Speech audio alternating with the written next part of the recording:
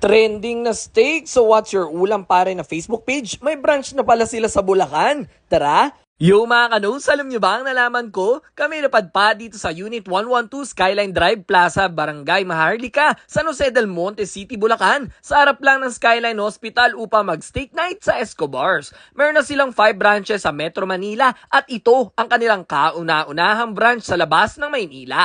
Dito nyo masusubukan na kumain ng premium na kalidad ng steak pero hindi nakakabutas ng bulsa. At malalaman nyo yan mamaya. At tignan nyo naman, first month pa lang nila, in an ordinary day ay tinatao talaga sila. Meron nga pala silang 2 floor na air-conditioned dining setup na may pagkarasik at raw ang interior. Makikita mo sa dining ang part ng kanilang kitchen, kaya pwede mo din masaksiyan kung paano sila nagluluto. At ito na nga, simulan na agad natin sa kanilang bestseller na grass-fed rib-eye steak na platter na ganito kadami ang serving. Pasok sa banga ang lasa at texture. Depende na lang sa'yo kung ano ang gusto mong pagkaluto, kung medium rare or well done. May kasama na din yung sides na potato marbles, corn and carrots at barbecue sauce na nagpapalasa palalo sa meat. Sumunod naman ang steak rice platter na kahit di na kami mahilig sa kanin, na parami kami, it only means na may nakaka-addict na factor dahil sa malasa at sulit sa rekado na fried rice na to. May 2 pasta naman kaming sinubukan, ang aglio olio pasta platter at truffle pasta platter.